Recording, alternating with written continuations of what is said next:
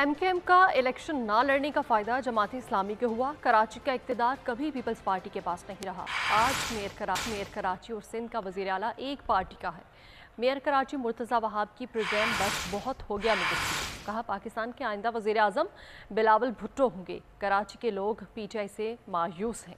जमात इस्लामी ने इतनी बड़ी इलेक्शन मुहिम कैसे चलाई, ये सवालिया निशान है। जमात इस्लामी का सिंध में सिर्फ एक रुकने असेंबली है। इक़्तिदार तारीख में कभी पीपल्स पार्टी के पास नहीं रहा। अब आज डिफरेंस ये है कि अगर वजीर आला एक चीज़ कह रहे हैं तो वही बात मेयर भी करे, अगर मेयर एक चीज़ कह रहे हैं तो वजीर आला भी वो चीज़ कह रहे हैं। मैं पुरुम्मीद हूँ कि इलेक्शन होने 2 महीने बाद बिलावल साहब इंशाल्लाह वजीर आज़म बनेंगे तो नेचुरली लोग मायूस थे इमरान खान साहब से।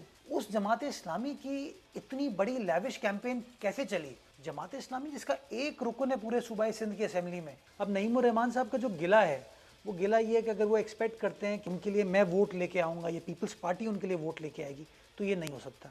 और अनफॉर्चुनेटली इसके बावजूद वो कहते हैं कि हम गलत हैं, वो दुरुस्त हैं। वो कहते हैं कराची का इलेक्शन उन 130 यूसीज में ठीक हुआ जहाँ वो जीते हैं, बट 155 यूसी जहाँ पे पीपल्स पार्टी जीती है वहाँ गलत हुआ। मैं कहता हूँ बस बहुत हो गया, रोना धोना छोड़ दो। कनकोट में डाकू राज, कई इलाके पुलिस के लिए नो गो एरिया बन गए। डाकुओं ने 8 बच्चों